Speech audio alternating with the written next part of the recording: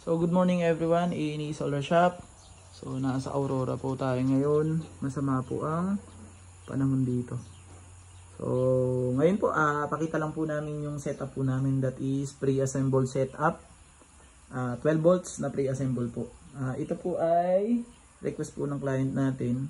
So dati po kasi hindi kami gumagawa ngayon nitong ganitong setup. Pero ngayon po is sa dami po na naghahanap din ng ganitong pre-assembled.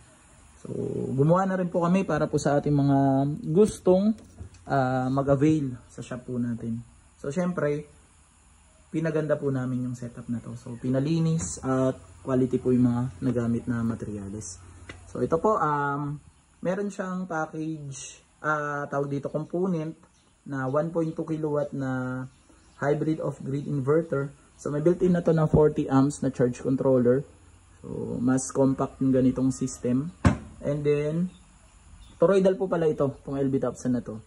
Then, meron siyang complete set of protection devices from AC, battery, and then output ng PV, and then output ng AC para sa loads nyo. Meron yan overcurrent protection, merong wattmeter, makikita mo kung ano yung loads nyo. At syempre, nilagyan namin siya ng MTS or yung manual transfer switch. Ang purpose po nun, just in case na nalobat itong battery nyo, ito po is pwede nyo switch to utility like Meralco or Aurelco. So meron po kayong option nun.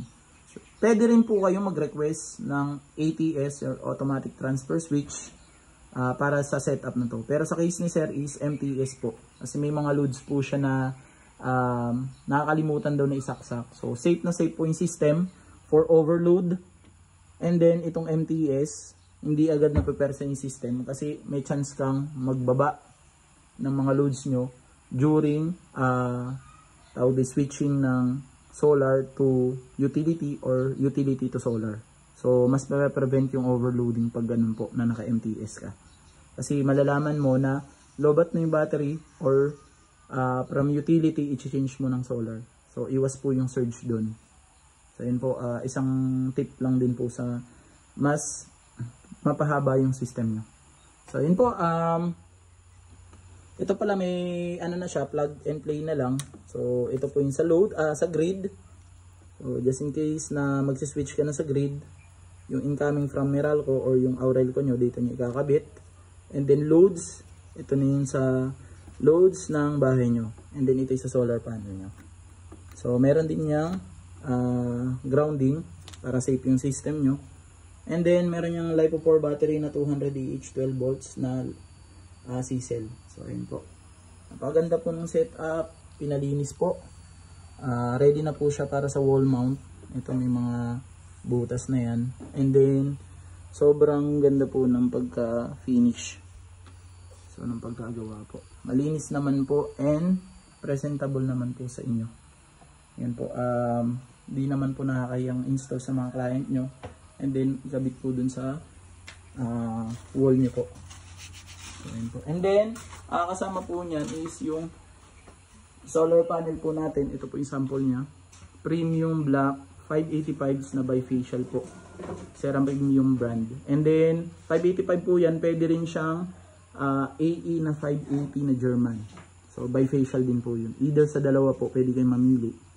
So, yan lang po yung option nating solar panel. Napakalakas ng harvest nito. And then yung AE, ganun din po. So, lamang lang to ng 5 watts.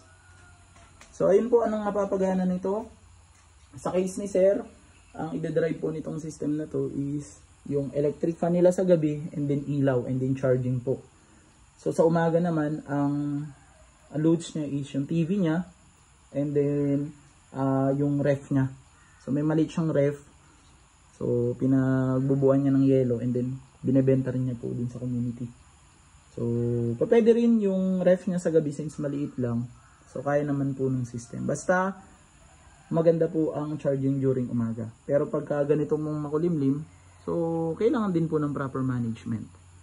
Ayan po ang kahinaan ng solar setup natin pag makulimlim. So, pero pagka mainit naman, so, tawag dyan, paldo po. Ayun po,